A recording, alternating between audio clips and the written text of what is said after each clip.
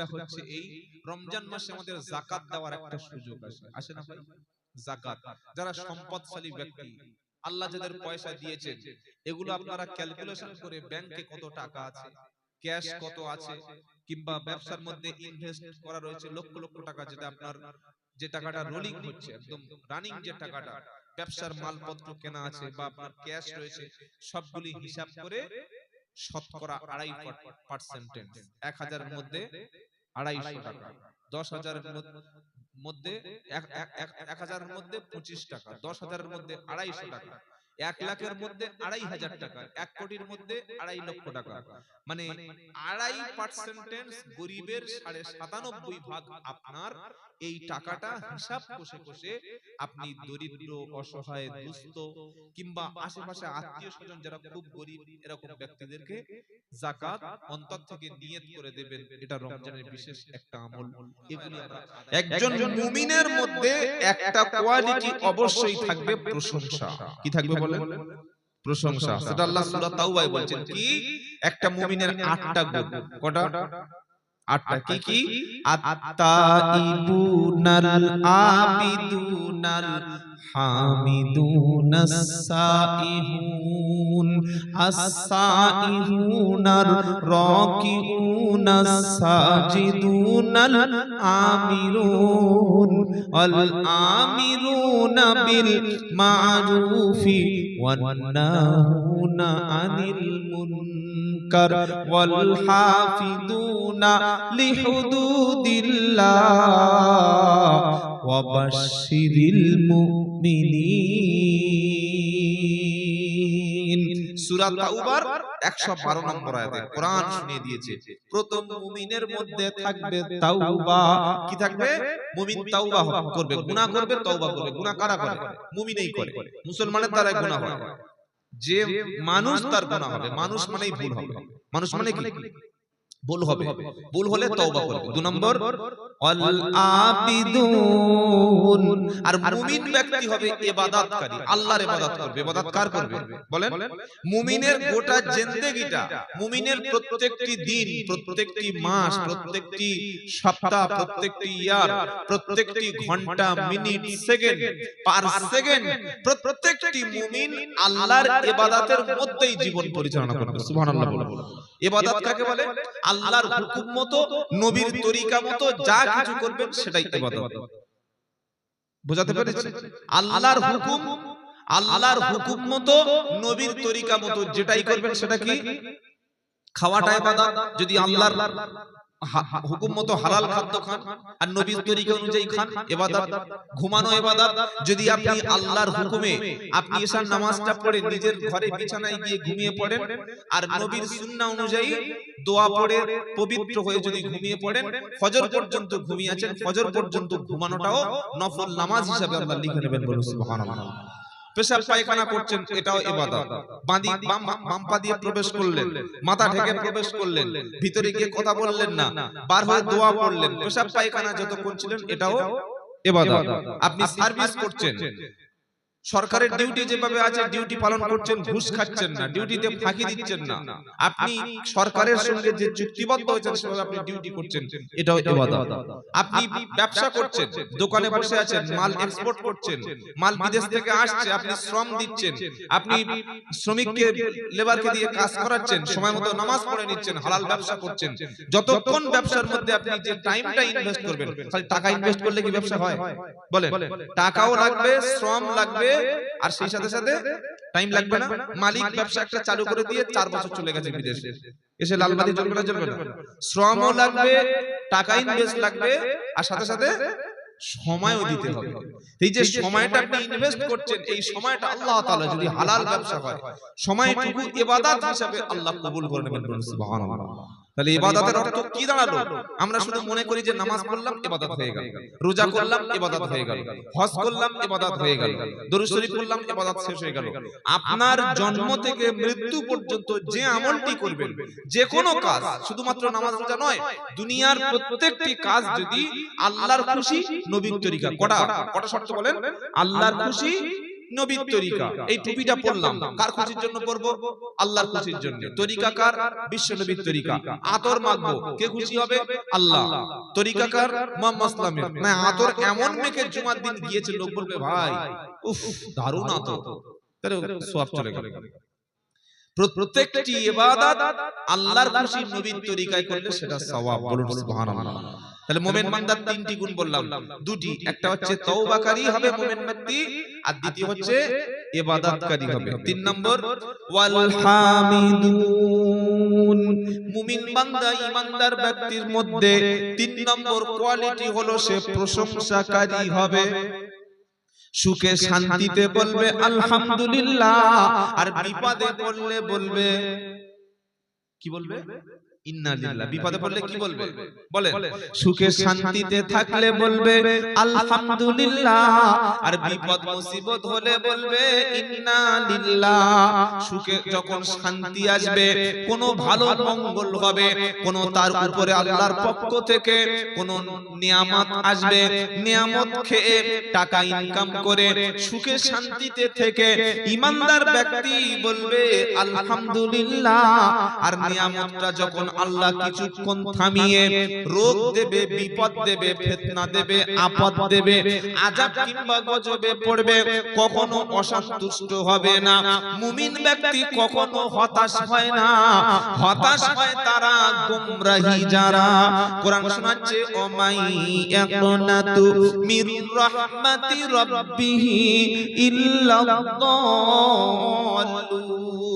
পথভ্রষ্ট ব্যক্তি যারা, গোমরাহ ব্যক্তি যারা, বেঈমান যারা, আল্লাহর উপরে ভরসা করে না যারা, তারা বিপদে পড়লে হতাশ হয়ে যায়। মুমিন বান্দা বিপদে পড়লে বরং আরো বেশি আল্লাহর কাছে সে ফিরে আসে। যখন বিপদে পড়ে মুমিন নামাজ কখনো ছাড়ে না, বিপদে পড়ে কখনো মসজিদ ছেড়ে দেয় না। যত বেশি বিপদ হবে, যত বেশি টেনশন হবে, তত বেশি আল্লাহমুখী হবে। বিছানায় শুয়ে দাঁড়িয়ে কেঁদে ঘুমিয়ে সব জায়গায় আল্লাহকে স্মরণ করবে। বললে হুজুর এটা তো গল্প বলে মনে হচ্ছে, কোরআন কি বলছে বলো? তো কোরআন শুনিয়ে দিচ্ছে ওয়া ইদা মাসাল ইনসানা দুররুদানা লিদামবিহি আও কাইদান আও কাইমা ফালাম্মা কাশাফনা আনহু দুররাহু মাররাকা আল্লাম ইয়াদউনা ইলা দুররিন মাসসা। 11 পারা সূরা ইউনূসের 12 নম্বর আয়াত আর আল্লাহ পাক শুনিয়ে দিচ্ছে, বান্দা যখন বিপদে পড়ে, বান্দা যখন কষ্টে পড়ে, বান্দা যখন রোগে পড়ে, দাঁড়িয়ে বসে শুয়ে তখন আমি আল্লাহকে ডাকাডাকি করে। আচ্ছা না ভাই, আছে না? বান্দা যখন রোগে পড়ে, বিপদে পড়ে, দাঁড়িয়ে বসে শুয়ে বলে আল্লাহ তুমি আমাকে বাঁচাও। আর যখন বিপদটা কেটে যায়, আমি আল্লাহর কাছ থেকে এমন ভাবে মুখ ফিরিয়ে নেয় সে যেন কোনোদিন বিপদে পড়ে আমাকে ডাকেনি। এরকম প্রচুর মানুষ আছে, বিপদে পড়েছে, মাথায় টুপি দিয়ে আজানের 5 মিনিট আগে মসজিদে চলে গিয়েছে। আল্লাহ আল্লাহ আল্লাহ আল্লাহ। যেই পরীক্ষা হয়ে গেল, মাধ্যমিক পরীক্ষা শেষ, নামাজ পড়তে, তবে নামাজ পড়ছে মানে বলে পরীক্ষা হয়ে গেল, কি বললেন? আব্বা অসুস্থ, সারাদিন নামাজ পড়ছে, তাহাজ্জুদ ইসলাম পড়েই যাচ্ছে, আব্বার জন্য দোয়া করে সব সুস্থ হয়ে গেল, নামাজই ছেড়ে দিল, ধাইটা পড়ছে। ছি ছি ছি ছি। রমজান মাস চলে গেছে, টুপির খবর নাই, নামাজের খবর নাই, কোরআনের খবর নাই। এমনও মা আছে সমাজে, আপনার হুগলি জেলায় নাই, আমাদের 24 পরগনায় আছে। রমজান মাস আসলে মেয়েরা 2 খতম, 3 খতম, 4 খতম পড়েই গেল। যেদিন 27 হয়ে গেল 5 খতম পড়ে হুজুর খতমটা বক্সে দিন, ওই যে কোরআন শরীফ উপরে তুলে দিল, আর একটা বছর কোরআন পড়বে। এটা তো আল্লাহর সঙ্গে নাফরমানির সমান হয়ে গেল। কথা মনে থাকবে ইনশাআল্লাহ। আল্লাহ কি বলছেন? আমি বান্দাকে দুঃখ কষ্ট দিলে দাঁড়িয়ে বসে শুয়ে আল্লাহ আল্লাহ ডাকতে থাকে, আর যখন বিপদ চলে যায়, দুঃখ চলে যায়, টেনশন চলে যায়, তখন আমি আল্লাহর কাছ থেকে এমন ভাবে মুখটা ফিরিয়ে নেয় ও যেন বিপদে পড়ে কোনোদিন আমি আল্লাহ আমার কাছে আসেই, যেন আমাকে ডাকেই, যেন কোনোদিন আমার কাছে হাত তোলেনি, ও যেন কোনোদিন বিপদে পড়েনি। এই চরিত্র হলে হবে না। কেমন চরিত্র হতে হবে? লা ইন শাকারতুম লা আযীদান্নাকুম ওয়া লা ইন কাফারতুম ইন্না আযাবি লাশাদীদ। সূরা ইব্রাহিম 13 নম্বর পারা 15 নম্বর পৃষ্ঠা 4 নম্বর লাইনে 7 নম্বর আয়াত আল্লাহ বলছেন লা ইন শাকারতুম, যদি তোমরা আমার শুকরিয়া আদায় করো, আমার প্রশংসা করো, আমার কৃতজ্ঞতা প্রকাশ করো, আমি আল্লাহ তোমাকে তাহলে অবশ্যই নিয়ামত বাড়িয়ে দেব। ওয়ালা ইন কাফারতুম, যদি কুফরি করো, নাফরমানি করো, তোমার মুখে আমার প্রশংসা থাকো না, বিশাল টাকা খরচ করে তুমি গাড়ি কিনেছো, লোকেরা বলছে ভাই এত দামি গাড়ি কি করে হলো, এই আমার টাকা কিনেছি, আমার ঘাম ঝরানো টাকা, আমার টাকা, এটা কি আল্লাহর প্রশংসা হলো? আপনার টাকা ঠিক, কিন্তু দিয়েছেন টাকাটা দিয়েছেন কে? খালি এতটুকু কথা বলুন, আল্লাহ আমাকে পরিশ্রম করার সুযোগ দিয়েছে, আল্লাহ আমাকে সহযোগিতা করেছে, আল্লাহ কেনার তৌফিক দিয়েছে, কিনেছি, আল্লাহ বলছে আমি তাহলে নিয়ামত বাড়িয়ে দেব। বিশাল বিল্ডিং বানিয়েছেন 3 কোটি টাকা খরচ করে, খুশিতে বলুন আলহামদুলিল্লাহ। লোক জিজ্ঞাসা করছে ভাই এত বড় বিল্ডিং কি করে হলো? কি করে হলো মানে? আমি চাকরি করি জানো না? আমি কি চাকরি করি জানা আছে? মাস গেলে 10 লাখ টাকা স্যালারি পাই, আর এমনি আউট ইনকাম বাঁধের ইনকাম প্রচুর আছে 5-10 লাখ টাকা। তো ঘরে বেটা তুমি ঘর করবে, এটা কি হলো? নাফরমানি, কৃতজ্ঞ অকৃতজ্ঞ।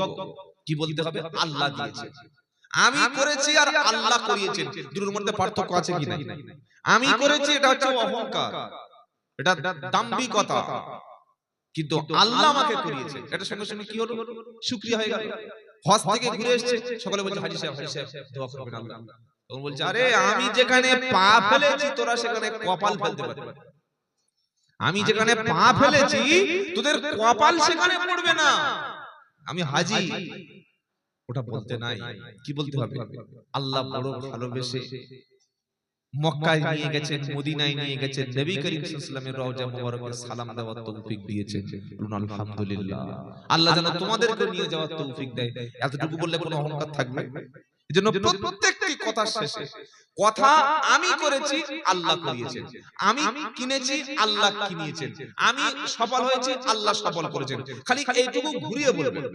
চাকরি আমি চাকরি করি তাই আমি ইনকাম করি তাই আমি খাই, আমার টাকায় আমি বেঁচে আছি, আমার টাকায় আমি ডাক্তার দেখাই, আমার পয়সা ছিল বলে আমি বেঁচে আছি, আমার পয়সা ছিল বলে আমি ঘর করেছি, আমার পয়সা ছিল বলে ফ্ল্যাট কিনেছি, এগুলি নয়। ওর সঙ্গে জাস্ট একটু একটা কথা ঘুরিয়ে দিলাম, কি আল্লাহ আমাকে করিয়েছে, আল্লাহ আমাকে টাকা দিয়েছেন, এটা বললে আপনি ওই যে মুমিন ব্যক্তির 3 নম্বর কোয়ালিটি কি বললাম? ওয়াল হামিদুন। মুমিন ব্যক্তি আল্লাহর প্রশংসা করে, আল্লাহর প্রশংসা মুমিনের মুখে লেগে থাকে। এজন্য প্রত্যেকটি ক্ষেত্রে আমরা প্রশংসা করব কার? আল্লাহ। মুমিন ব্যক্তি খাওয়ার পরে উঠে চলে আসে না, ইমানদার ব্যক্তি খেয়ে উঠে চলে আসে না, ইমানদার ব্যক্তি খাওয়ার পরে কিন্তু একটা দোয়া পড়ে। কি দোয়া? আলহামদুলিল্লাহিল্লাযী, তারপরে আত'আমানা ওয়া সাকানা ওয়া জাআলনা মিনাল মুসলিমিন। সমস্ত প্রশংসা সেই আল্লাহর, যিনি আমাকে খাইয়েছেন, যিনি আমাকে পান করিয়েছেন, আর সাথে সাথে তিনি আমাকে মুসলমান হিসাবে বানিয়েছেন। বলুন সুবহানাল্লাহ। মুমিন ব্যক্তি যখন বাথরুম থেকে বার হয় তখন মুখে আল্লাহর প্রশংসা লেগে থাকে। আলহামদুলিল্লাহিল্লাযী আযহাবা আনিল আযা ওয়া আফানি। সমস্ত প্রশংসা সেই আল্লাহর, যিনি আমার শরীর থেকে কষ্টদায়ক বস্তুটা তিনি দূর করে দিয়েছেন। আবারও বলুন সুবহানাল্লাহ। আরামের ঘুমটা মুমিন ব্যক্তি ঘুমিয়ে, যখন ইমানদারের ঘুমটা ভেঙে গেল ফজরের আগে, ঘুম থেকে উঠে ইমানদার প্রথমে আল্লাহর নামটা মুখে উচ্চারণ করে, ইমানদার ব্যক্তি মুখে প্রশংসা করে। কি বলে ঘুম থেকে উঠে? আলহামদুলিল্লাহিল্লাযী আহইয়ানা বা'দা মা আমাতানা ওয়া ইলাইহিন নুশুর। এটা কিসের দোয়া? ইফতার দোয়া, তাই তো নাকি? কিসের দোয়া? ঘুম থেকে আল্লাহ জানেন না, ঘুম থেকে ওঠা দোয়া। সুবহানাল্লাহ। ঘুম থেকে উঠেই দোয়া। এই দোয়াগুলো মা শিখিয়ে দেবেন বাচ্চার বিছানায় ঘুমানোর সময়, আর শোয়ার সময় আল্লাহুম্মা বিইসমিকা আমুতু ওই কখন দোয়া বলবে, হাতে ফোন দিয়ে যায়, মানে হাতে ফোন, বাপ মা একটা রুমে ছেলেরা ফোন দিয়ে, ঠিক আছে ফোন দেখ, সময়টা নষ্ট হয়ে যাবে। আপনার ছেলের হাতে রাতে ফোন দিয়ে আর আপনি বিছানায় ঘুমাচ্ছেন, হাতে স্মার্টফোন দিয়ে ডেটা অন করে ছেলে আর মেয়েকে দিয়েছেন। গোটা বিশ্বের যত নোংরামি, যত শয়তানি, যত বদমাইশি, শয়তানির দরজা খুলে আপনি ছেলেকে দরজায় প্রবেশ করে দিয়ে আপনি ঘুমিয়ে পড়েছেন। কি বলছি কথা বুঝতে পারছেন? প্রত্যেক অভিভাবককে অনুরোধ করব, আপনার ছেলে আপনার মেয়ে যখন সাবালক হয়ে যাচ্ছে, যতদিন না বিয়ে দিতে পারছেন, যতদিন তার বিয়ের ব্যবস্থা না হচ্ছে, বিশেষ করে রাত 10টা থেকে 11টার পর থেকে সকাল পর্যন্ত, এইটুকু সময় অন্তত আপনার ছেলে মেয়েকে ফোনের হাত থেকে বাঁচানোর চেষ্টা করুন। এইটুকু সময় অন্তত ফোন থেকে বিরত রাখুন। সারাদিন তো সর্বনাশ হয়ে যাচ্ছে, আবার এই অবস্থা আমাদের অবস্থা। আপনি আপনার ছেলেকে ঘুমের দোয়াটা শেখাবেন না? আল্লাহুম্মা বিসমিকা আমুতু ওয়াহিয়া, এটা নবীজি না বলে ঘুমাতেন না, নবীজি ওযু না করে ঘুমাতেন না, নবীজি ডান কাত হয়ে ঘুমাতেন, নবীজি গোটা শরীরকে পাতলা হালকা পোশাক পরে ঘুমাতেন। আল্লাহর নবীজি সাল্লাল্লাহু আলাইহি ওয়াসাল্লাম ঘরের ভিতরে লাইটটা অফ করে নীরব পরিবেশ, অন্ধকার পরিবেশে ঘুমাতেন। আল্লাহর নবীজি সাল্লাল্লাহু আলাইহি ওয়াসাল্লাম ঘুমানোর আগে 172 বার 100 বার তাওবা ইস্তিগফার করতেন। বিশ্ব নবী ঘুমানোর আগে সূরা মুলক, তাবারাকাল্লাযী বিয়াদিহিল মুলকু ওয়া আলা কুল্লি শাইইন কাদির, এটা পড়ে নবীজি ঘুমাতেন। ঈশার নামাজের পরে নবীজি আর মোটেই জাগতেন না, দ্রুত বিছানায় তিনি ঘুমিয়ে পড়তেন। আল্লাহর নবী সাল্লাল্লাহু আলাইহি ওয়াসাল্লাম ঘুমানোর আগে মিসওয়াক, দাঁত পরিষ্কার করে ঘুমাতেন। আল্লাহর নবী সাল্লাল্লাহু আলাইহি ওয়াসাল্লাম ঘুমানোর আগে বিছানাটা পরিষ্কার পরিচ্ছন্ন করে ঘুমাতেন। নবীজি ঘুমানোর সময়, আল্লাহ আমি তাহাজ্জুদে উঠতে পারি, ফজরের নামাজ যেন জামাতে পড়তে পারি, এই ইচ্ছা, এই নিয়ত করে বিছানায় ঘুমাতেন। এই রকম তরিকায় ঘুমানোর মতো মুসলমান কটা আছে সমাজে, খুঁজে বার করো। নবীর তরিকায় চললে তবে তো শান্তি পাবে। বিড়ি টানতে টানতে ঘুমাচ্ছে, সিগারেট টানতে টানতে খেয়ে ঘুমাচ্ছে, ফোনের মধ্যে গান শুনতে শুনতে কানে চালিয়ে দিয়েছে, ঘুমিয়ে পড়েছে, হাঁটুর উপরে কাপড় উঠে গেছে, ওই অবস্থায় ঘুমিয়ে পড়েছে, নাপাক অবস্থায় ওযু ছাড়াই ঘুমিয়ে পড়েছে। ঈশার নামাজ পড়েনি মুসলমান ঘুমাচ্ছে। আল্লাহর কাছে কি জবাব দেবেন? রাত 2:30 বাজে, 2:40 হয়ে গেছে, শ্বাসকষ্ট শুরু হলো, অক্সিজেন দেয়া হলো, হার্ট অ্যাটাক হয়ে গেল, হসপিটালে নিয়ে গেল, ডাক্তার বলছে আর বাঁচানো সম্ভব না, আমাদের দ্বারা আমরা কিছু করতে পারবো না। ঈশার নামাজ কি ছিল? ঈশার নামাজ কি ছিল বলেন? কাজা ছিল। ঈশার নামাজ কাজা করে ঘুমানো মানে আল্লাহর নাফরমানিতে আপনি ঘুমাচ্ছেন। আমি ঈশার নামাজ পড়লাম না, শুয়ে পড়লাম, মানে আল্লাহর নাফরমানি করতে করতে আমি ঘুমিয়ে গেছি। আল্লাহ আমাকে মসজিদ থেকে ডেকেছিল, মুয়াজ্জিন হাইয়া আলাস সালাহ আমাকে বলেছিল, আমার বাড়িতে আমি সকাল থেকে সন্ধ্যা পর্যন্ত দুনিয়ার সব কাজ করলাম। 4টে রাকাত ফরজ নামাজ, 2 রাকাত সুন্নাত নামাজ, মিনিমাম 3টে রাকাত বিতির নামাজ, ফরজ আর সুন্নাত, এই করে পড়তে পারলাম না। এইটুকু আমি আল্লাহর কাছে কি জবাব দেব যে আল্লাহ আমি কিছুই করতে পারিনি, কিন্তু ঈশার নামাজ তো পড়ে তোমার কাছে এসেছি। কথা মনে থাকবে ইনশাআল্লাহ। আল্লাহ যেন ঈশার নামাজটা আমাদের সবার পড়ার তৌফিক দান করে। এখনো যারা এখানে বসে আছেন ঈশার নামাজ পড়েননি, কষ্ট পাবেন না। যদি কেউ না পড়ে থাকেন, যদি কেউ না পড়ে থাকেন, উঠে গিয়ে নামাজটা তো পড়ে আসুন 10 মিনিট। বক্তব্য না শুনলে আপনার পাপ হবে না, আপনি বক্তব্য না শুনলে জাহান্নামে যাবেন না, কিন্তু ইচ্ছা করে ঈশার নামাজ ছেড়ে দিয়েছেন, আল্লাহ ছাড়বেন না, আল্লাহ কোনোভাবেই ছাড় দেবে না। কথা মনে থাকবে ইনশাআল্লাহ। মুমিন ব্যক্তির 4 নম্বর 3 নম্বর গুণ কি? প্রশংসাকারী হবে। বলুন সুবহানাল্লাহ। শুধু দুনিয়ায় প্রশংসা নয়, বান্দা যেদিন জান্নাতে যাবে, কোরআন শোনাচ্ছে ওয়াল্লাযীনা আমানু ওয়া আমিলুস সলিহাতি লা নুকাল্লিফু নাফসান ইল্লা উসআহা উলাইকা আসহাবুল জান্নাতি হুম ফিহা খালিদুন। 8 পারা সূরা আরাফের 42 নম্বর আয়াতে 14 নম্বর পৃষ্ঠাতে 11 নম্বর লাইনে আমার আল্লাহ পাক শোনাচ্ছে ওয়াল্লাযীনা আমানু, যারা ঈমান এনেছে, ওয়া আমিলুস সলিহাত, ঈমান আনার পরে ভালো কাজ করেছে, আমি আল্লাহ এমন মুমিন ব্যক্তির উপরে লা নুকাল্লিফু নাফসান ইল্লা উসআহা, আমি ঈমানদার ব্যক্তির উপরে সে পারবে না, তার সাধ্যের বাইরে আমি আল্লাহ অন্য কিছু চাপিয়ে দেব না, সে যতটুকু পারবে ততটুকুই তার উপরে দেব। আর ঈমানদার ব্যক্তির মরণের পরে যেদিন আখিরাত বিচার শুরু হবে, উলাইকা আসহাবুল জান্নাতি হুম ফিহা খালিদুন। ঈমানদার ব্যক্তিকে আখিরাতে জান্নাতি ব্যক্তিদের সাথে রেখে দেব। ওই জান্নাতের ঘরটা হলো চিরস্থায়ী। সুবহানাল্লাহ বলবেন। দুনিয়ার ঘরটা ঘর থাকবে কিন্তু আমি থাকবো না। ঘর থাকবে, মালিক থাকবে না। থাকবে না? জমি থাকবে, মালিক থাকবে না। ফ্যাক্টরি থাকবে, মালিক থাকবে না। গাড়ি থাকবে, গাড়ির মালিক থাকবে না। ঘর থাকবে, ঘরের মালিক থাকবে না। তাই আখিরাতটা হচ্ছে চিরস্থায়ী, দুনিয়াটা হলো আজকে মরলে কালকের 2 দিন, পরের দিন কেউ কাঁদবে না। কাঁদবে? কে কাঁদবে? কে আপনার জন্য আর কাঁদবে বলুন? আর এখন কাঁদার মতো ছেলে তো আমাদের নাই।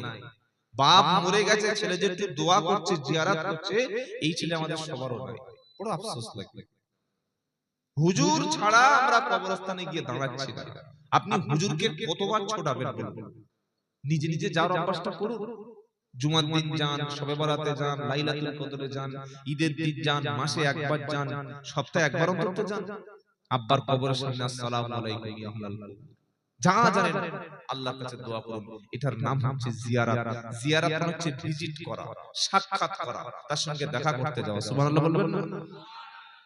তো এমন ছেলে করে জন্ম দিয়ে চলে গেলাম, এমন ছেলে রেখে পৃথিবীতে চলে যাচ্ছি, যে ছেলে আমার মরণের পরে আমার জন্য হাত তুলবে না, আমার জন্য কাঁদবে না, আমার জন্য দোয়া চাইবে না, আমার জন্য ক্ষমা চাইবে না।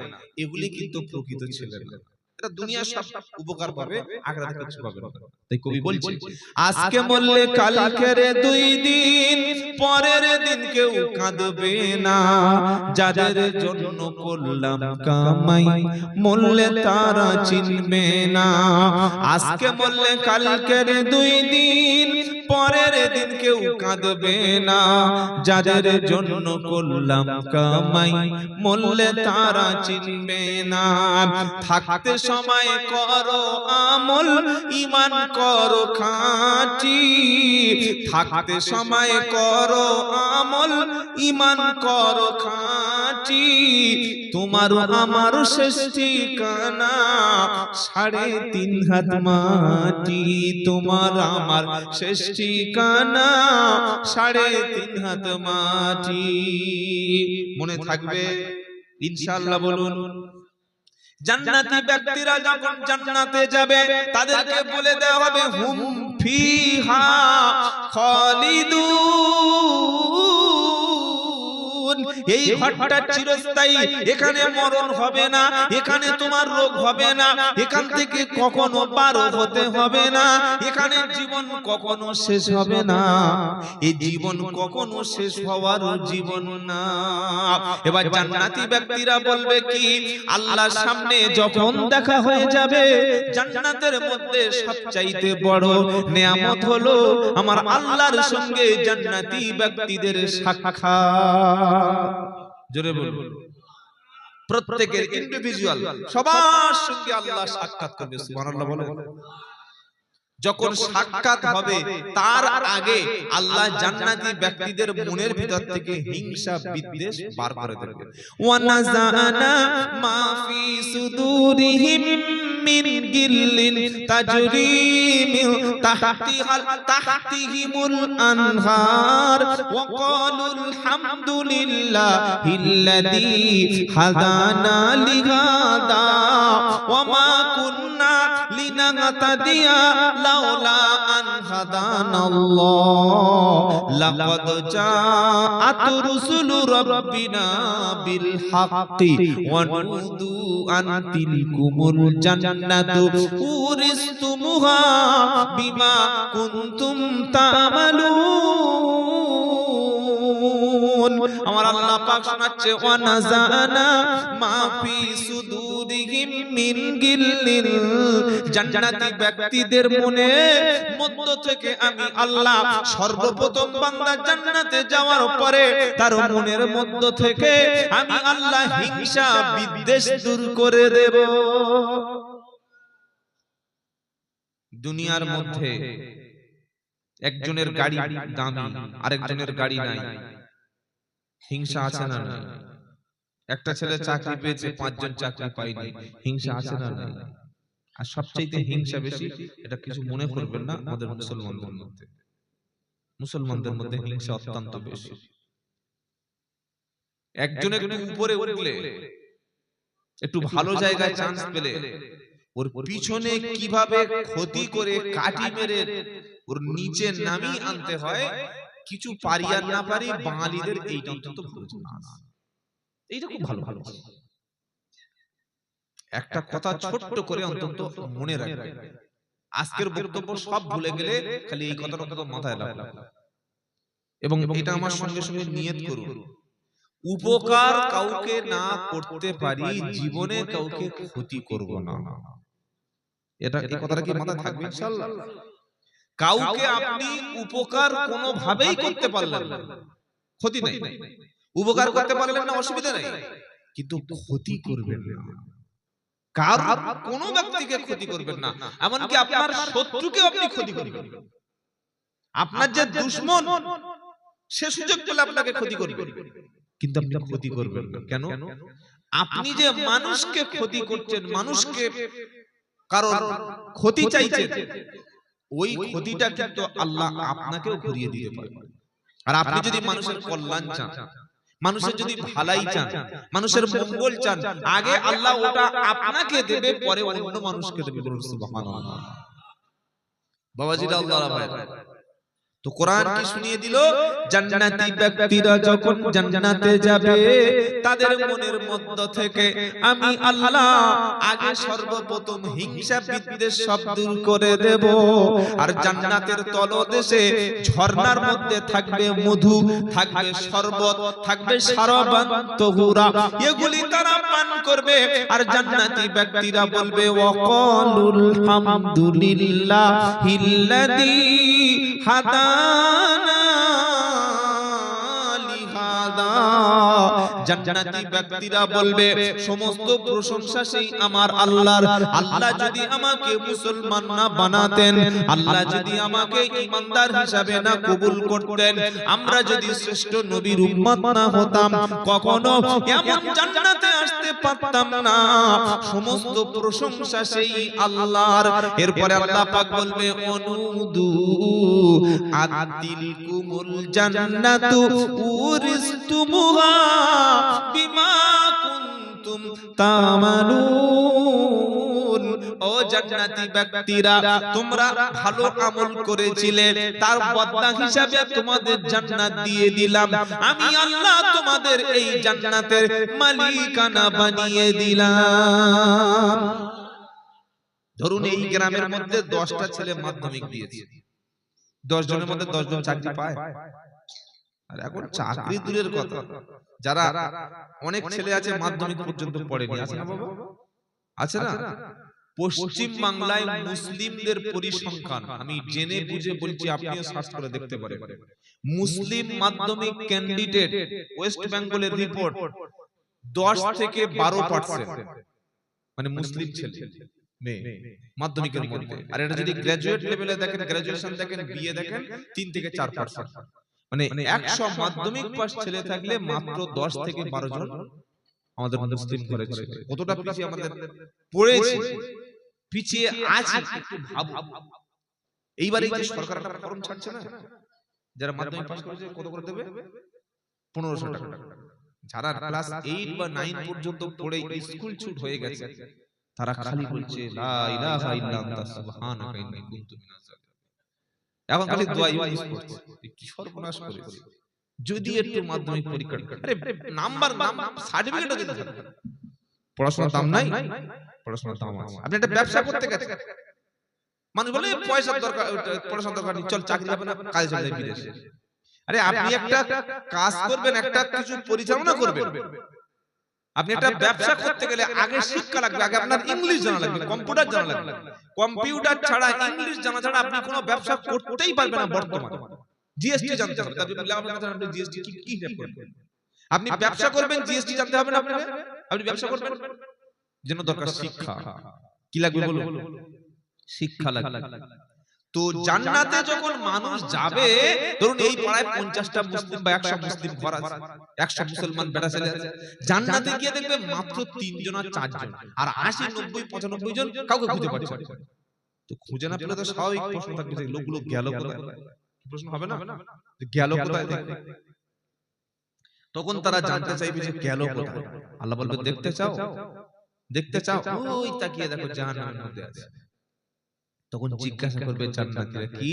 তার পরের আয়াত, ওয়ানাদা আসহাবুল জান্নাতি আসহাবান নারি আন ক্বাদ ওয়াজাদনা মা ওয়া'আদানা রাব্বুনা হাক্কান ফাহাল ওয়াজাদতুম মা ওয়া'আদা রাব্বুকুম হাক্কান ক্বালু না'আম ফাআদ্দানা মুআদ্দিনুম বাইনাহুম আল্লানাতুল্লাহি আলাল যালিমিন। জান্নাতি ব্যক্তিরা বলবে, ও জাহান্নামী ব্যক্তিরা, আল্লাহ আমাদেরকে ওয়াদা দিয়েছিল আমরা যদি ঈমান আনি, নবীকে বিশ্বাস করি, আমরা আখিরাতকে বিশ্বাস করি, সত্য কথা বলি, হালাল খাদ্য খাই, আব্বা আম্মাকে যদি ভালোবাসি, আলেম ওলামাদের যদি সম্মান করি, আমরা যদি দ্বীনের উপরে থাকি আর ঈমান নিয়ে যদি কবরে যাই, আমাদের জন্য আল্লাহর পক্ষ থেকে জান্নাতের প্রতিশ্রুতি ছিল। আমরা তো আল্লাহর প্রতিশ্রুতি পেয়ে গেছি। বলো জাহান্নামীরা, তোমাদের সঙ্গে আল্লাহ তাআলা যে প্রতিশ্রুতি দিয়েছিল সেটা তোমরা পেয়েছো কিনা বলো? তখন জাহান্নামীরা বলবে, ভাই আমরা তোমাদের মতো ছিলাম না, আমরা মনে করতাম আখিরাত বলতে কিছুই নাই, কবরের কোনো আযাব নাই, শাস্তি নাই, জাহান্নাম নাই, পরকাল বলে কোনো জিন্দেগি নাই, দুনিয়াতে যা খুশি করো, মরলে মাটির সঙ্গে হাড় হাড্ডি মিশে যাবে। আল্লাহ মনে হয় বিচার করবেন না, আল্লাহ মনে হয় কবর থেকে তুলবেন না, যেমন খুশি তেমন খেয়েছি, যেটা ইচ্ছা সেটা কথা বলেছি, যেটা ইচ্ছা সেই দিকে গিয়েছি, খেয়াল খুশি মতো চলতাম ভাই, তার কারণে জাহান্নামে হলো ঠাঁই। তখন জান্নাতি ব্যক্তিরা বলবে, বলো আল্লাহ যে প্রতিশ্রুতি দিয়েছিল সেগুলি তোমরা পেয়েছো কিনা? এবার জাহান্নামীরা বলবে, ক্বালু না'আম, হ্যাঁ পেয়েছি। হঠাৎ জাহান্নামের মধ্যে তাকিয়ে তাকিয়ে তাকিয়ে ইবলিসের চিনতে পেরে যাবে। জাহান্নামের মাঝখানে ইবলিসের সঙ্গে দেখা হয়ে যাবে। কার সাথে? জোরে বলুন, কার সাথে? আচ্ছা, শয়তান কোনদিন দেখেছেন কি? অরিজিনাল যে শয়তানটা দেখেছেন? শয়তান কিন্তু একটা নয়। আমরা মনে করি শয়তান একটা। একটা শয়তান কি? মূল যে পান্ডা, মূল যে ভিলেন, সেই শয়তানটা একা, ইবলিস। কিন্তু তার কোটি কোটি কোটি ফলোয়ার্স আছে, কোটি কোটি অ্যাসিস্ট্যান্ট আছে, কোটি কোটি তার সিভিক রয়েছে, কোটি কোটি তার বিভিন্ন রকমের শয়তানি ব্রাঞ্চ রয়েছে, তার কাজ করছে, সব লেভেলে কাজ করছে। ও মুসলমানদের মধ্যে কাজ করছে, স্বামী স্ত্রীর সংসার ভেঙে দিচ্ছে, বাপ বেটার মধ্যে অশান্তি বাড়িয়ে দিচ্ছে, কি বুঝলেন? হাত ধরে ডেকে নিয়ে মদের দিকে নিয়ে যাচ্ছে, হাত ধরে লটারির দিকে ঝুলে দিচ্ছে, ফজরের সময় বডি ম্যাসাজ করে ঘুম পড়িয়ে দেওয়ার জন্য আলাদা শয়তান আছে। রাত 3টে পর্যন্ত দেখবেন হালকা ঘুম, আর যখন আযান হচ্ছে মসজিদে, আল্লাহু আকবার আল্লাহু আকবার, কটা বাজে? 5টা বেজে গেছে, 5:30টায় জামাত। এইবার উঠবে উঠবে করে শরীরটা এত তার বোরিং লাগছে, এতটা মানে ভালো লাগছে না, মানে আর উঠতেই ভালো লাগছে না। ওই যে ঘুমিয়ে পড়লো, ফজরের নামাজের ঠিক 20 মিনিট পরে ঘুম ভেঙে যায়। এরকম কোনদিন হয়ে যাবে কাছে দেখি? ফজরের সময় ঘুমটা জোরে লাগে, এরকম হয় না? চেপে ঘুমটা আসে, আসে না? আসে। শয়তান কয়েক কোটি শয়তান সারা পৃথিবীতে ফজরের সময় ছড়িয়ে পড়ে খালি বডি ম্যাসাজ করার জন্য। কি বুঝলেন? ফুল বডি ম্যাসাজ করে, ঘুমিয়ে যা। সেলুনের দোকানে চুল কাটতে গেছে, ওখানে একটা করে শয়তান আছে, চুল যখন কাটা হবে শয়তান বলবে, হ্যাঁ এটা রাখবি না ফেলবি? এই কি এটা, তোর কি উপকার হবে? এটা দেখে তোর বুড়ো বুড়ো লাগছে না? বয়স ফেলে দে, রাখবো না ছাঁচ দে, উড়িয়ে দে, একবার দেখ ক্লিন সেভ করে দিয়েছে, আয়না দেখছি দারুণ লাগছে, তো বয়সটা প্রায় 5 বছর কম লাগছে। বলে এবার একটা কাজ কর, বলে যে গোফটা আছে গোফ এইটা বড় কর, আর কি করবি, চুল যে হালকা হালকা সাদা হয়ে গেছে ওটা কলপ করে কালো বানিয়ে দে, তোর বউ যেন চিনতে না পারে। যারা চুল কলপ করে, দাড়িতে কলপ লাগায়, কালো করে, এটা একদম হারাম। এবং চুল কলপকারী যারা সুপার ভাসমল বা আরো যা কিছু আছে এগুলো চুল কলপ করে, আল্লাহ নবীজি সাল্লাল্লাহু আলাইহি ওয়াসাল্লাম বলেছেন সে জান্নাতে যাওয়া দূরের কথা, জান্নাতের সুঘ্রাণ পাবে না। তাহলে কি করা যাবে? অন্যান্য যে কালার গুলি আছে, মেহেন্দি পাতা দিয়ে বা বিভিন্ন লাল আর অন্যান্য কালার বাদামি, এগুলো করতে পারে, কিন্তু কালো করা যাবে না। কালো করা মানে হলো আপনি সমাজকে ধোঁকা দিচ্ছেন। আপনার বয়স হয়ে গেছে, শ্বশুর বাড়ি গেছেন, 45 বছরের জামাই এমন ভাবে চুল কেটে আর মানে গোফটা এ করে গিয়েছে, শাশুড়ি চিনতেই পারছে না যে আমার জামাই না আমার কি, বুঝতে পারছে না, এত বয়স হয়ে গেছে। এটা হচ্ছে ধোঁকা। তাই ভাইয়েরা পায়ে ধরে বলে যাচ্ছি, যে কোনো মুহূর্তে কিন্তু মালাকুল মউত চলে আসবে। জীবনে আর কিছু কবরে নিয়ে যেতে না পারে, এত বড় দাড়ি অন্তত রাখতে পারছেন না, ছোট এতটুকু তো রাখুন, মতো মুখটুকু থাক, নবীর সুন্নাতটা জীবনে ধারণ করুন, সম্মান বাড়বে, ঈমান বাড়বে, আমল বাড়বে, পাপের হাত থেকে বাঁচবেন। আর কিয়ামতের দিন নবীর উম্মত বলে অন্তত বলতে পারবেন, হে আল্লাহর রাসূল কিছুই করতে পারেনি, আপনার রেখে যাওয়া সুন্নাতটা জীবনে এনে কবরে এসেছি, বলুন সুবহানাল্লাহ। এত বড় রাখতে হয়তো সম্ভব নয়, ঈমান হয়তো অত বেশি নেই, ছোট করে রাখার চেষ্টা করুন, ছাঁচবেন না, মনে থাকবে ইনশাআল্লাহ। কত রকম ভাবে শয়তান যে কত সেক্টরে কাজ করছে, এই সাবজেক্ট আমি আজকে আলোচনা করছি না। শয়তান কোটি কোটি কোটি শয়তান নিয়োগ করে প্রত্যেকটা মুমিনের কাছে বিভিন্ন ভাবে ধোঁকা দিচ্ছে, বিভিন্ন ভাবে ধোঁকা দিচ্ছে। সবচাইতে শয়তান কাদের পিছনে থাকে জানেন? মানুষ যখন গুনাহ ছেড়ে, হারাম ছেড়ে, মদ ছেড়ে, সুদ ছেড়ে, সবকিছু ছেড়ে দিয়ে যখন তওবা করে ভালো হতে যায়, আর ভালো হয়ে নামাজ পড়ে তার ঘরের একটা ছেলেকে যখন আলেম বানাতে চায়, তার ঘরের একটা সন্তানকে, বংশের একটা ভালো পুত্রকে সে যখন মাদ্রাসায় দেয়, ওই জায়গায় শয়তানের মাথা ঠিক থাকে। সবচাইতে বেশি শয়তান অসন্তুষ্ট হয় সন্তান মাদ্রাসায় গেলে আলেম। ও জানে যে নামাজ পড়ছে, ও একা নামাজ পড়ছে, পড়ুক, রোজা করছে একা করছে, করুক, দান সাদকা করছে, দুদিন পরে আমি ঠিক ভুলে দেব। কিন্তু একজন যদি এদের বংশে একটা আলেম তৈরি হয়, ও লক্ষ লক্ষ লক্ষ লক্ষ মানুষকে জান্নাতে নিয়ে যাবে। যাবে না? যাবে না। ও হাজার হাজার মানুষকে আমার রাস্তা থেকে ফিরিয়ে দেবে। সুতরাং আলেম হতে দেওয়া যাবে না, হাফেজ হতে দেওয়া যাবে না, ওর বংশে কোনো আলেম রাখা যাবে না। তাই নিয়ত করুন, আপনাদের হুগলি জেলা অত্যন্ত পবিত্র, এখানে মুজাদ্দেদ জামান আবু বকর সিদ্দিক শুয়ে আছেন, বলুন সুবহানাল্লাহ। আল্লাহর বড় বড় পীর মাশায়েখরা এই হুগলিতে শুয়ে আছে, এটা আপনাদের জন্য অত্যন্ত সৌভাগ্য। আপনারা চেষ্টা করুন আপনার বংশ থেকে, আপনার ফ্যামিলির মধ্য থেকে, আপনার টোটাল পাড়ার মধ্যে অন্তত একটা ছেলেকে আলেম বানানো, হাফেজ বানানো। আল্লাহ আপনাদের যে পয়সা দিয়েছেন, আল্লাহ আপনাদের যে সুযোগ্য সন্তানগুলো দিয়েছেন, চেষ্টা করলে ইনশাআল্লাহ আমাদের সন্তানদের মধ্য থেকে একজন আলেম আমরা বানাতে পারি, বানাবো ইনশাআল্লাহ। আল্লাহ তৌফিক দিন, বলুন আল্লাহুম্মা আমিন। জাহান্নামের মধ্যে শয়তানের সঙ্গে দেখা হয়ে যাবে। এবার বান্দা শয়তান, সমস্ত জাহান্নামীরা বলবে, এ শয়তান, তোর কথা শুনে তো মদ খেয়েছিলাম, তোর কথা শুনে জিনা করেছিলাম, তোর কথা শুনে নামাজ কাজা করেছিলাম, এখন কি হবে বল? শয়তান বলবে, তুই আমার দোষ দিচ্ছিস, আমার দোষ দিচ্ছিস কেন? কোরআনের 13 নম্বর পারা 17 নম্বর পৃষ্ঠা 4 নম্বর লাইনের 22 নম্বর আয়াত সূরা ইব্রাহিমে জাহান্নামী ব্যক্তিদের সঙ্গে শয়তানের কি কথা হবে সাফ শুনিয়ে দিয়েছে। আল্লাহ কি বলছে?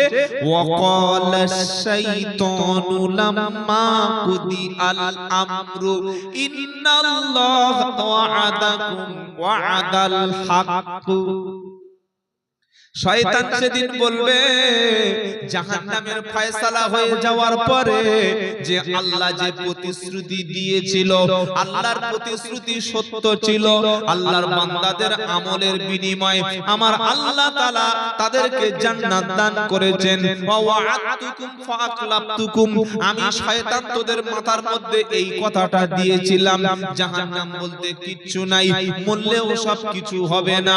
মৌলবীরা বানিয়ে বানিয়ে কথাবার্তা বলে, দুনিয়াটা শান্তির জায়গা, এখানে এনজয় করার জায়গা, এখানে ফুর্তির জায়গা, এখানে মদ খাওয়ার জায়গা, এখানে যত খুশি আনন্দ করো, জীবনটা তো ছোট্ট জীবন, এটা আনন্দ জীবন, যা খুশি তাই করো, মরলে কিছু হবে না।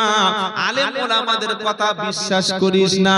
আমি শয়তানের সমস্ত প্রতিশ্রুতি দিয়েছিলাম, ওয়া'আদতুকুম ফাআখলাফতুকুম, আমি শয়তান আমারও প্রতিশ্রুতি ভঙ্গ করে দিলাম। বলেন কি করবেন? কি করবেন?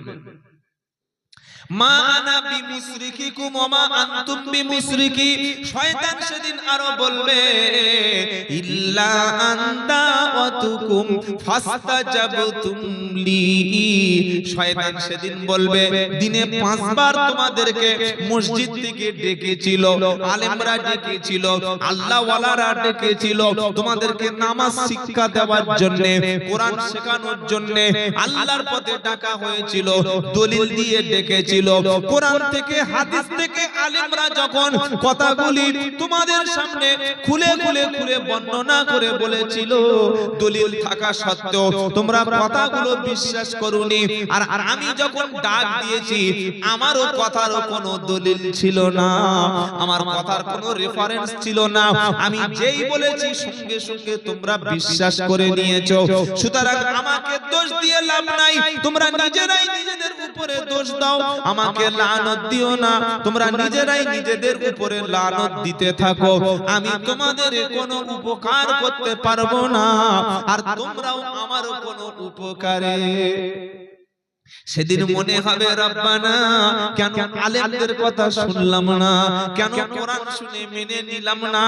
বান্দা সেদিন বলবে ওয়া ইয়াউমা ইয়াওয়াদ্দু যালিমু আলা ইয়াদাইহি ইয়াকুলু ইয়া লাইতানি তাখাজতু মা'আর রাসূলি সাবিলা ইয়া ওয়াইলাতা লাইতানি লাম আত্তাখিযু ফুলানান খলিলা। 19 পারার প্রথম পৃষ্ঠা 5 নম্বর লাইনে 27 নম্বর আয়াত সূরা ফুরকান। সেদিন পাপিষ্ঠ ব্যক্তিগুলি, গুনাহগার ব্যক্তিগুলি হাতটা মুখের মধ্যে ভরে দেবে, কামড় দিতে থাকবে, আফসোস করতে থাকবে, আফসোস করে করে হাতের আঙ্গুলগুলি সেদিন খেয়ে খেয়ে এত হাতটা আফসোস করবে চিবিয়ে, এই পর্যন্ত হাতটা চিবিয়ে আফসোস করতে করতে খেয়ে ফেলবে, আর বলবে ওয়া ইয়াউমা ইয়াওয়াদ্দু যালিমু আলা ইয়াদাইহি ইয়াকুলু ইয়া লাইতানি তাখাজতু মা'আর রাসূলি সাবিলা। হায় আফসোস, কেন রাসূলের দলে ছিলাম না, কেন আলেমদের সঙ্গে ছিলাম না, কেন মুসলমানদের সঙ্গে ছিলাম না, যারা কোরআন হাদিস থেকে কথা বলতো, ভালো ভালো উপদেশ দিত, তাদের সাথে কেন আমরা ছিলাম না, কেন আমরা অমুক মত করকে, অমুক জিনা করকে, অমুক বেনামাজিকে, অমুক সুদ করকে, আল্লাহর দুশমনকে, কোরআনের দুশমনকে, ইসলামের দুশমনকে, মাদ্রাসার দুশমনকে, দ্বীনের দুশমনকে, কেন আমি দুনিয়াতে তাদেরকে বন্ধু রূপে গ্রহণ করেছিলাম, কেন তাদের সঙ্গে চলাফেরা করতাম, যারা নামাজ পড়তো না, যারা কোরআন জানতো না, যারা মদ খেত, যারা সুদ খেত, দুনিয়ার ধোঁকায় যারা পড়ে গিয়েছিল, কেন তাদের সঙ্গে বন্ধু করতাম, তাদেরকে যদি বন্ধু রূপে গ্রহণ না করতাম, আজকে আখিরাতে এই কঠিন বিপদে আমাদের পড়তে হতো না। আর যাদেরকে বন্ধু রূপে গ্রহণ করেছিলাম, যাদের সঙ্গে সময় দিতাম, একটাও কোনো উপকারে লাগলো না, ফেঁসে যেতে হবে কি হবে না? জোরে বলেন। এবার আল্লাহ জান্নাতি ব্যক্তিদেরকে একটা বিশেষ অনুষ্ঠান করবে, অনুষ্ঠানটা হবে জান্নাতে। অনুষ্ঠানটা কি?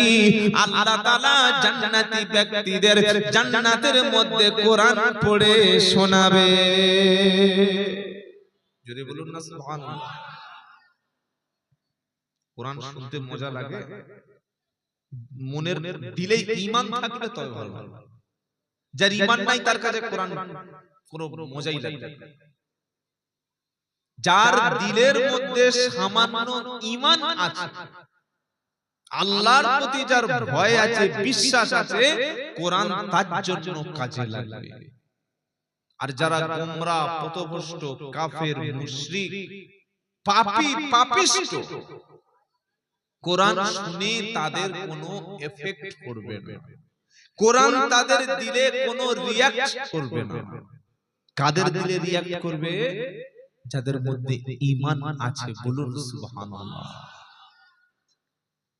যে কোরআন আজকের আমাদের প্রত্যেকের ঘরে আছে, এই কোরআন নবীজি তেলাওয়াত করতেন, আর নবীজি কোরআনটা রাতে বেশি তেলাওয়াত করতেন। বলুন না সুবহানাল্লাহ। কখন তেলাওয়াত করতেন? রাতের বেলা। আমরা রাতের বেলা কি করি? কি করি বলে?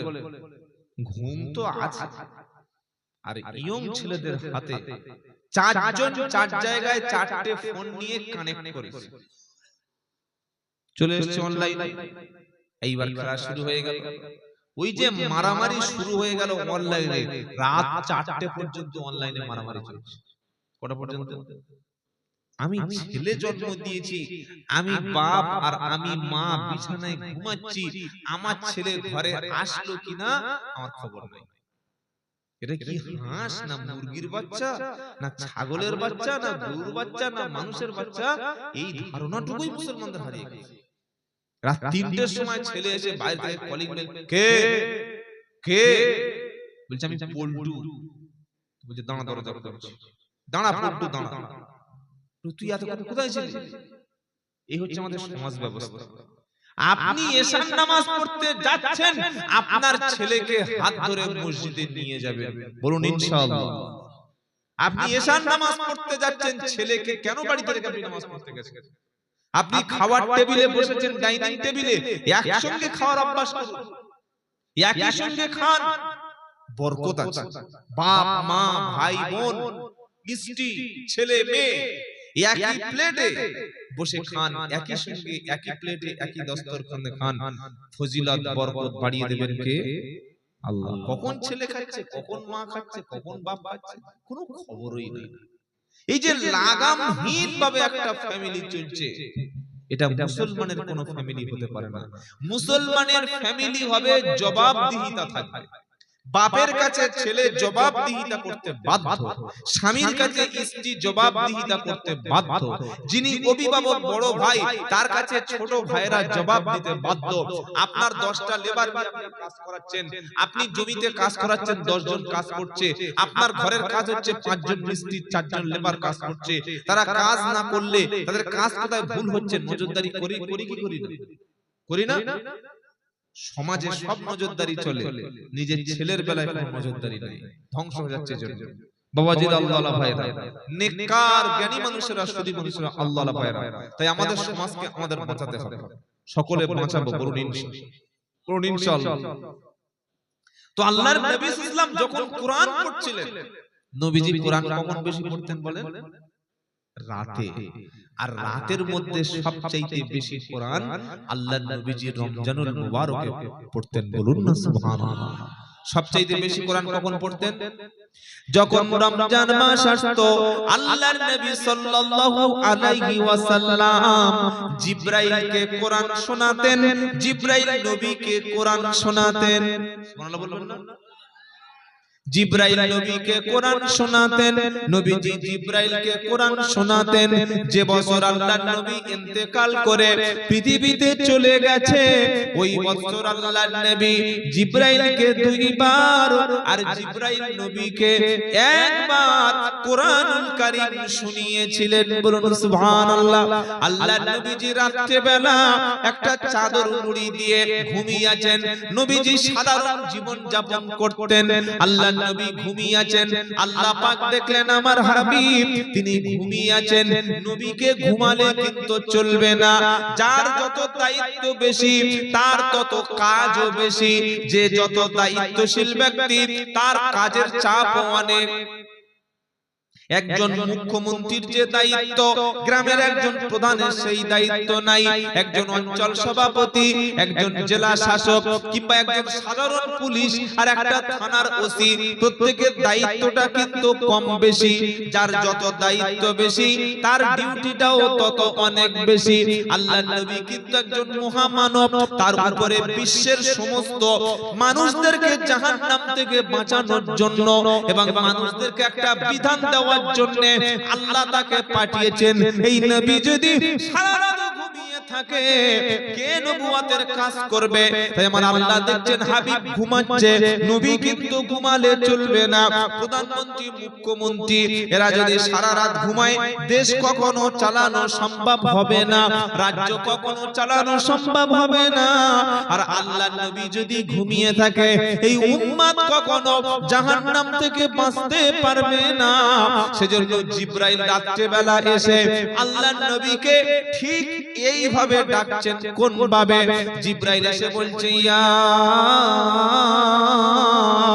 আইয়ুহাল মুযাম্মিল কুমিল লাইলা ইল্লা কলিলা নিসফাহু আও ইনকুস মিনহু কলিলা আও জিদ আলাইহি ওয়ারাত্তিলিল কুরআনা তারতিলা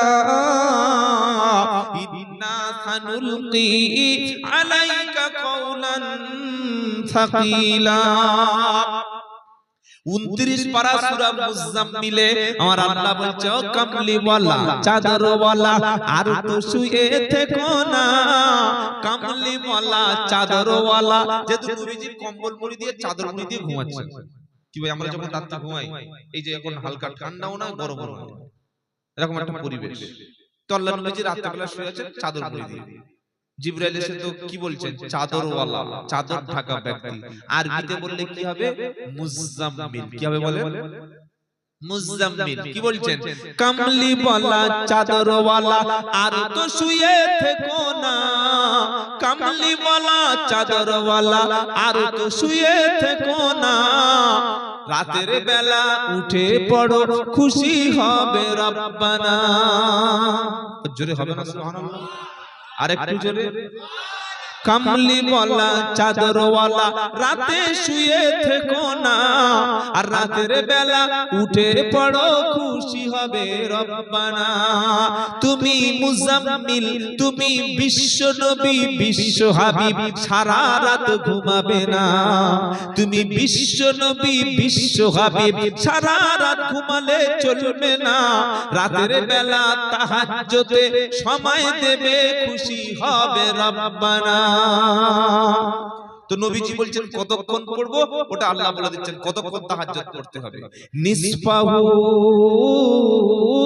আও ইনকুস মিনহু কলিলা আও জিদ আলাইহি ওয়ারাত্তিলিল কুরআনা তারতিলা। অর্ধেক রাত অথবা তার চাইতে কিছু বেশি অথবা তার চাইতে কিছু কম সময়, হাফ রাত, অর্ধেকটা রাত অথবা তার চাইতে বেশি আপনি নামাজ পড়বেন অথবা তার চাইতে কম সময় আপনি তাহাজ্জুদে নামাজ পড়বেন। এটা পড়ার সাথে সাথে এবার আপনি কোরআন পড়বেন। কি পড়বেন বলেন? কি পড়বেন? কোরআন। নবীজি আল্লাহ শোনাচ্ছে হাবিব শুধু তাহাজ্জুদ পড়লে আপনার ডিউটি সম্পূর্ণ হবে না, তাহাজ্জুদের সাথে সাথে পড়বেন আপনি কোরআন। কারণ বান্দা যখন কোরআন পড়ে সে যেন আল্লাহর সাথে কথা বলে। কোরআন পড়া মানে হলো স্বয়ং আল্লাহর সঙ্গে কথা বলা। নারায়ে তাকবীর। কেউ যদি মনে চায়, কেউ যদি মনে করে যে আমি আমার আল্লাহর সঙ্গে ডাইরেক্ট কথা বলবো, আল্লাহর সঙ্গে আমি কথোপকথন করব, তো সে যেন কোরআন নিয়ে পড়তে শুরু করে। আর কেমন ভাবে নবীজি কোরআন পড়বে আল্লাহ ওটা শুনিয়ে দিচ্ছে। হাবিব, তুমি যখন কোরআন পড়বে, তুমি যখন আমার সাথে কথা বলবে, একদম তাড়াহুড়া করো না, তাড়াহুড়া করে খুব দ্রুত গতিতে কোরআন পড়বে না। কিভাবে কোরআন পড়বে হাবিবি গো, তুমি জিবরাইল থেকে শুনে নাও। ওয়ারাত্তিলিল কুরআনা তারতিলা। থেমে থেমে বুঝে বুঝে কখনো এক আলিফ টান দেবে, কখনো চার আলিফ টান দেবে, কখনো দাঁড়াবে, কখনো পড়বে, কখনো কফ, কখনো কাফ, যেখানে যেমন টান আছে সেভাবে কোরআন তুমি পড়বে। আর রাতের বেলা কোরআন নবীজি যখন পড়তে শুরু করেছে, শত শত জিনগুলি, জিন দেখেছেন আপনারা? ভূত দেখেছেন তো? ভূত নাই? ভূত নাই? ভূত বলে কিচ্ছু নাই, আছে জিন। কি আছে বলে? জোরে বলে। আর অনেক ধান্দাবাজ গুণী আছে, কিছু মনে করবেন না। দেখি হাত, দেখি এই হাত, দেখি হাতটা দেখি। ও সর্বনাশ, তোমার কপালে বড় বিপদ আছে, বড় বিপদ আছে। 2 মাসের মধ্যে তোমার স্বামী বিপদে পড়বে। একটা মেয়ের হাত ধরে বলছে যে 2 মাসের মধ্যে তোমার স্বামীর বড় ফাঁড়া, বড় বিপদ, বড় মারাত্মক দুর্ঘটনা 2 মাসের মধ্যে হবে। বলে কি করতে হবে? বলে এখন বলবো না, সামনে শনিবার আসবে, আসার সময় 10,001 টাকা, ওই যে 10,001 টাকা বললো ওটা হচ্ছে ভেলকি। ওই না বললেও মানে লোক শুনবে না।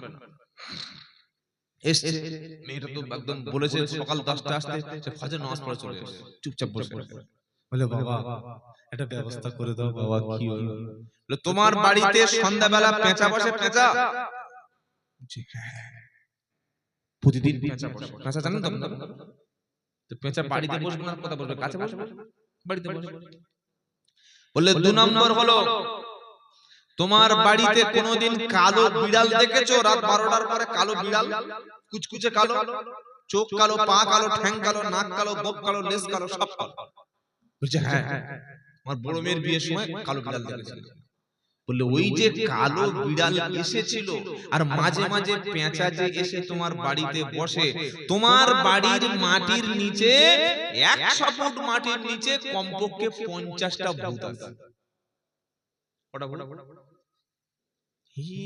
ছেলে শুনে ঘেমে গিয়ে তখন হার্টবিট বেড়ে গেছে, কাঁপা শুরু করেছে। বলে বাবা কোন একটা ব্যবস্থা করে দাও বাবা। ঘাবড়ে যাবে না, আমি তো আছি। আরে আমি সব ঠিক করে দেব।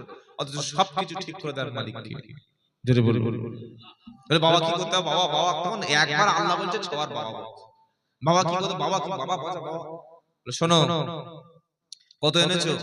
বলে 10,001 টাকা। 10,001 টাকা এনেছো? দাও জমা করো। এই ক্যাশিয়ার জমা কর টাকা। তোমার ঘরটা আমি এমন একটা কাজ এখান থেকে বসে বসে করে দেব, ওই মাটির 50 ফুট বা 100 ফুট নিচে যে জিনগুলো ভূতগুলো আছে একটা ওয়াত থাকবে না।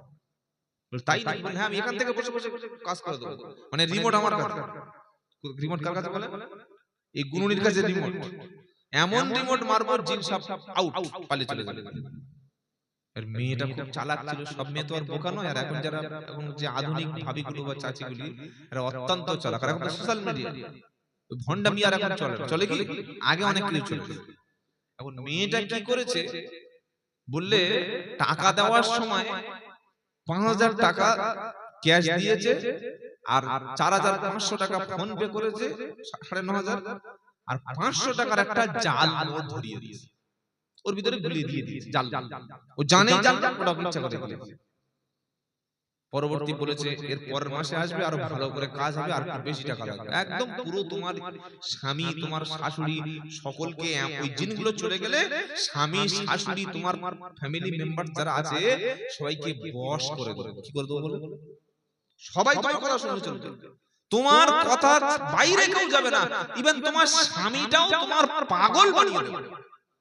আর পৃথিবীর সব স্ত্রীরা চায় স্বামী তার কথা শুনে, চাই কি চায়? সবার স্ত্রী চায় স্বামী আমার কথা শুনে, সবার চায়। এখন 1 মাস পরে গেছে, বললে দেখো তুমি তোমাকে ঠকিয়েছো, বলে কাজ হয়েছে, বলছে না ফেসে কালো বিড়াল আসছে। কি করে কাজ হবে? কি করে কাজ হবে?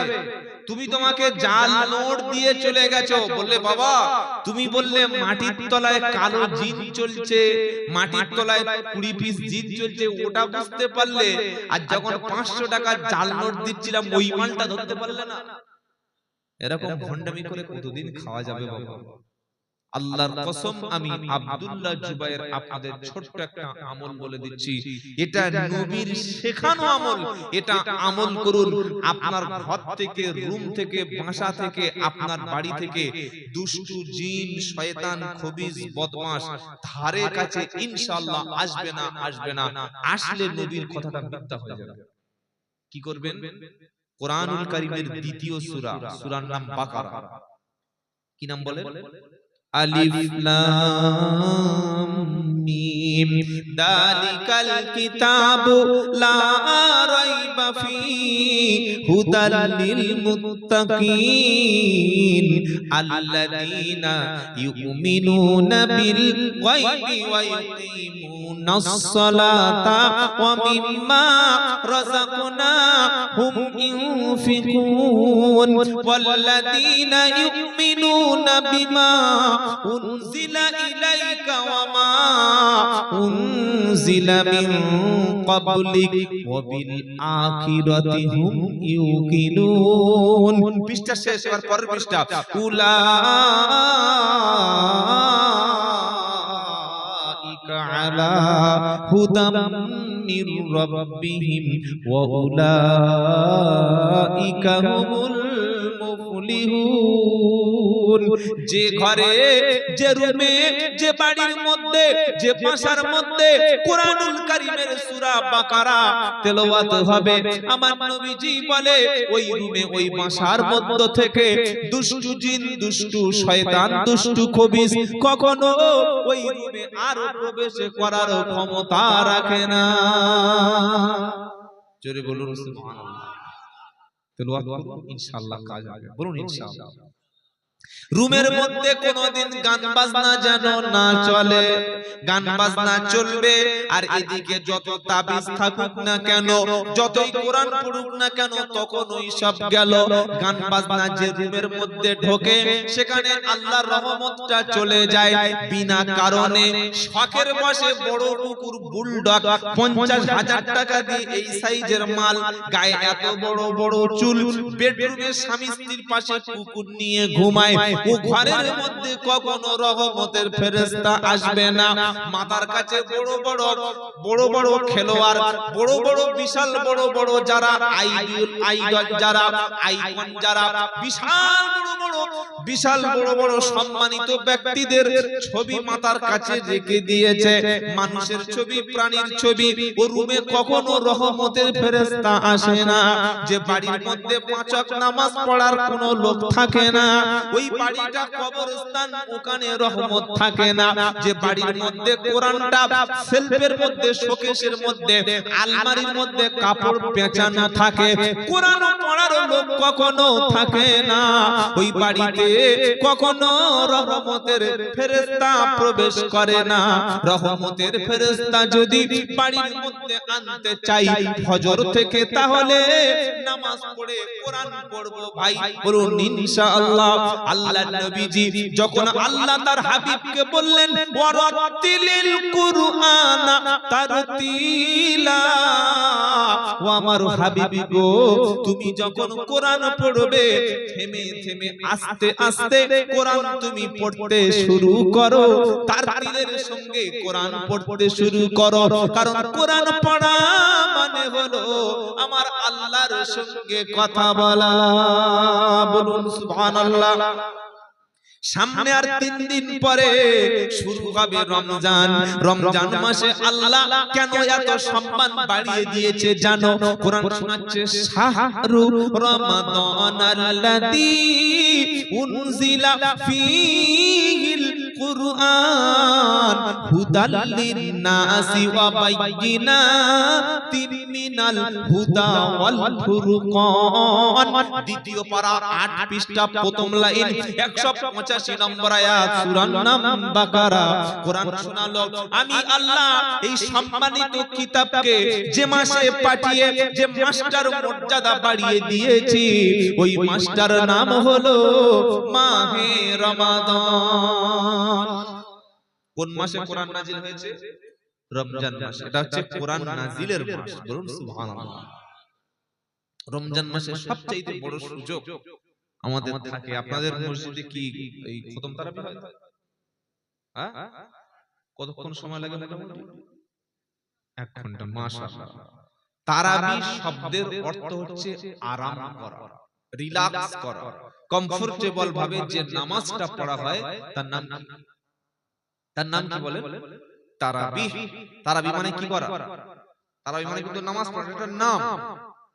যেমন ঈদ। ঈদ মানে কি?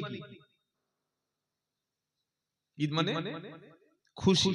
ঈদ মানে খুশি। তো ঈদের নামাজ মানে কিসের নামাজ? খুশির নামাজ। ঈদুল ফিতর, ঈদুল আযহা নাম এগুলো। তো তারাবি শব্দের অর্থ কিন্তু নামাজ নয়, ভালো করে মনে রাখবেন। নামাজের আরবি শব্দ হচ্ছে সালাত। নামাজের আরবি কি? সালাত। আর রোজার আরবি কি? সিয়াম। রোজার আরবি কি? কোরআনের মধ্যে রোজা বলে কোনো শব্দ লেখা নেই। কোরআনে আছে সিয়াম, কুতিবা আলাইকুমুস সিয়াম। ঠিক কোরআনে নামাজ বলে কোনো শব্দ নেই। কোরআনে কি আছে? সালাত। তো তারাবি কোনো নামাজ নয়, তারাবি হচ্ছে নাম। তারাবি শব্দের তারাবিহ এই শব্দের অর্থ হচ্ছে রিল্যাক্স, আরাম, আরাম করা। কিসের আরাম? সারাদিন বান্দা রোজা রেখে ঈশার নামাজ পড়ে আস্তে আস্তে আস্তে আস্তে থেমে থেমে দুরাকাত দুরাকাত দুরাকাত নামাজ পড়তে পড়তে দুরাকাত দুরাকাত 4 রাকাত পড়লো, একটু তাসবিহ পড়লো, জিকির করলো, দরুদ পড়লো, দোয়া করলো, আবার উঠে রিল্যাক্সে আবার দুরাকাত পড়লো, আবার দুরাকাত পড়ে আবার তাসবিহ পড়লো, জিকির করলো, রিল্যাক্স করলো, আবার নামাজ পড়লো। এইভাবে গ্র্যাজুয়ালি 20 রাকাত যে আস্তে আস্তে শরীরকে রেস্ট দিয়ে যে নামাজ আমরা পড়ি, এই নামাজ বা এই সালাতের নাম হচ্ছে সালাতুত তারাবিহ। বলুন সুবহানাল্লাহ। সত্যি কি এই নামাজ আমাদের মসজিদে পড়া হয়? খালি কখন 20 রাকাত পড়ে? আল্লাহু আকবার। আলহামদুলিল্লাহি রাব্বিল আলামিন আর রহমানির রহিম মালিকি ইয়াউমিদ্দিন ইয়াকা না'বুদু ওয়া ইয়াকা নাস্তাঈন ইহদিনাস সিরাতাল মুস্তাকিম সিরাতাল লাযিনা আন'আমতা আলাইহিম আমিন। কি নামাজ? কি হচ্ছে এটা নামাজের মধ্যে? আল্লাহু আকবার। আর যখন প্রথম 2 দিন 4 দিন একটু আস্তে আস্তে ধরে, আর যখন 5 পারা 10 পারা 15 পারা 10টা পারা রোজা করে হাফেজ সাহেবের কাছে কমপ্লেইন দিচ্ছে, হাফেজ সাহেব উমরা চলছে না, খুব কষ্ট হয়, একটু তাড়াতাড়ি শেষ করে দিন পুরো মানুষ। হাফেজ সাহেব বলছে দাঁড়া, কি বুঝলেন? রাজধানী তখন বন্দে ভারত চালাচ্ছে। ياسين القرآن إنه لصراط المستقيم تنزيل لتنذر قوما من يعلم الله أكبر الله أكبر الله سبحانه وتعالى ইস আল্লাহু আকবার। এটা নামাজ না। আল্লাহর কসম করে বলছি এর জন্য বেশিরভাগ দায়ী হচ্ছে সাধারণ মুসল্লি। আপনি কি বলছেন বলুন? ইমাম সাহেব আলেমরা চায় ধীরে ধীরে পড়তে, পিছন থেকে প্রথম দিন তারাবি 1 ঘন্টা 20 মিনিট লেগেছে, সালাম ফিরে একটা লোক বলছে হুজুর জীবনের প্রথম কি তারাই পড়াতে আসছো না আগে পড়িয়েছো? বলে কেন ভাই? ঘড়ির দিকে থেকে তারাই পড়াবে। শুরু হয়েছে কটায়? 8টায়, জামাতের কটা বাজে? কটা বাজে? 9:35। তোমার তো বউ নেই, বাচ্চা নেই, তুমি এবার খেয়ে ঘুমাবে, আর আমাদের কি হবে? কাল থেকে যেন 9টার 1 সেকেন্ড উপরে না যায়।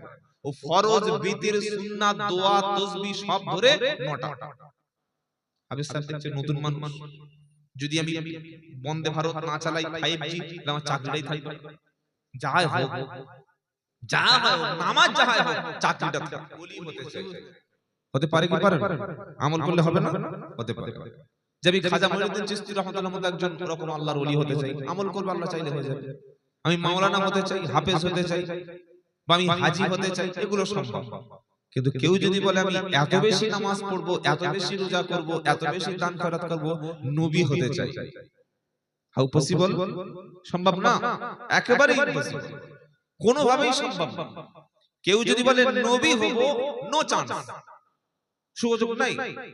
কারণ নবী আল্লাহ সিলেক্ট করে, নবীরা হচ্ছে আল্লাহ থেকে সিলেক্টেড, কেউ ইচ্ছা করলে নবী হতে পারে। তো আইয়ুবের স্ত্রী অনেকবার বলেছে যে আপনি নবী, আপনি একবার বলতে পারছেন না আল্লাহকে যে আল্লাহ আমাকে সুস্থ করে দিন, একটু বললে সমস্যা দেখুন। আরে বলে দেখুন না, হলো হলো, না হয় না হলো, তো বলতে সমস্যা দেখুন। আপনি রোগী অসুস্থ, আপনি আল্লাহকে বলবেন না? আইয়ুব নবী বললেন, শোন, আমি 70টি বছর সুস্থ ছিলাম। ক বছর? 70 বছর আমি সুস্থ ছিলাম। কোনদিন আমি বলিনি যে আল্লাহ আপনি আমাকে সুস্থ রেখেছেন, আপনি সুস্থ রেখেছেন, এটা কোনদিন বলিনি। আল্লাহ আমাকে 16 বছর কেন, যদি আমার মৃত্যু পর্যন্ত এই রোগের মধ্যে ফেলে রাখে, আমি কোনো দুঃখ প্রকাশ করব না, আফসোস করব না, টেনশন করব না, আমি ডিপ্রেশনে পড়ে যাব না, আমার কোনো প্রবলেম হবে না, কারণ আল্লাহ যে অবস্থায় রাখে আমি সেই অবস্থায় খুশি। সুবহানাল্লাহ বলো। মুমিন কারা? আল্লাহর সিদ্ধান্তে খুশি যারা, মুমিন হলো তারা।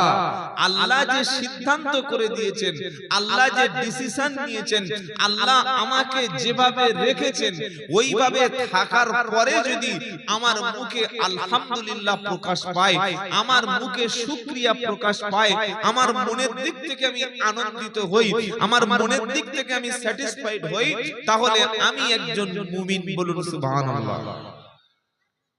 আর আল্লাহ বলেছেন মুমিন বান্দার একটা কোয়ালিটি হচ্ছে সে আমার প্রশংসা করবে। মুমিনের একটা কোয়ালিটি কি? প্রশংসা করবে। আত-তাইবুনাল আবিদুনাল হামিদুনাস সাইহুন ওয়ার-রাকিউনাস সাজিদুনাল আমিরুনা বিল মারুফি ওয়ান-নাহুনা আনিল মুনকার ওয়াল হাফিদুনা লিহুদুদিল্লাহ ওয়া বাশশিরিল মুমিনিন। নারায়ে তাকবীর। সূরা তাওবা 11 নম্বর পারা 4 নম্বর পৃষ্ঠা প্রথম নম্বর লাইনের 112 নম্বর আয়াত। মুমিন বান্দার একটা গুণ থাকবে, প্রশংসা করবে। মনে থাকবে? ছোট ছোট করে কথাগুলো যেন আল্লাহ আমাদের বোঝাতে তৌফিক দেয়। ঠিক আছে ইনশাআল্লাহ? দুটো কথা শুনবো আর আমরা বুঝবো, বুঝলে কিন্তু লোক ভোলে না। কেউ যদি বুঝে নেয় ওটা স্মৃতি থেকে আর লস হবে না, ওটা মেমোরিতে মেমোরাইজ হয়ে যাবে। কিন্তু কেউ যদি না বোঝে আর শুনে, ওটা স্মৃতি থেকে চলে যেতে পারে। যখন ক্লাস যারা পড়াশোনা করেছেন স্কুল কলেজ ইউনিভার্সিটিতে, যে ছাত্রটা ক্লাসের সাবজেক্ট আছে, ম্যাথ বলুন, সায়েন্স বলুন, হিস্ট্রি বলুন, কোন একটা সাবজেক্ট, যদি শিক্ষকের পড়াটা, শিক্ষকের যে পাঠ সেটা যদি বুঝে নেয়, তাহলে সেটা মাথা থেকে আর যায় না। আর শুনে নিয়েছে কিন্তু বুঝতে পারে জীবনে থাকবে, শুনেছে বোঝেনি, ওটা থাকবে না। আজকের এই যে জলসাগুলি হচ্ছে, বড় বড় বড় বড় লাখ লাখ টাকার প্যান্ডেল খরচ করে জলসাগুলি বিভিন্ন জায়গায়, আপনাদের হুগলিতে হয় লক্ষ লক্ষ টাকার বাজেট জলসা। এই জলসাগুলির যত মানুষ আমরা শুনতে আসি, আমরা আপনারা আসেন সম্মানিত মুসাল্লিরা, অধিকাংশ মানুষ শোনে, খুব শোনে, সুর শোনে, অনেক সব কিছু শোনে, কিন্তু কিছুক্ষণ পরে বা বাড়িতে গিয়ে জিজ্ঞাসা করলে আর মাথায় থাকে না। এর কারণ এবং এতে খুব একটা লাভ হয়। লাভ কোনটা লাভ হচ্ছে না, মানে মনে রাখতে পারছে না, তো সে আমলটা করবে কি করে? তার কারণ হচ্ছে আমরা যারা বক্তারা, আমরা কথা যারা বলি, আমরা মানুষকে বোঝানোর মতো ক্যাপাসিটি যদি আমার না থাকে, আমার কথা শুনে যদি একজন মানুষ অ্যাকসেপ্ট না করতে পারে, তার ব্রেনে যদি কথাটা আমি না ঢোকাতে পারি, সে যদি নিতে না পারে, ও থাকবে না। কি বলছি কথা বলতে পারছেন? এজন্য কথা বুঝতে হবে।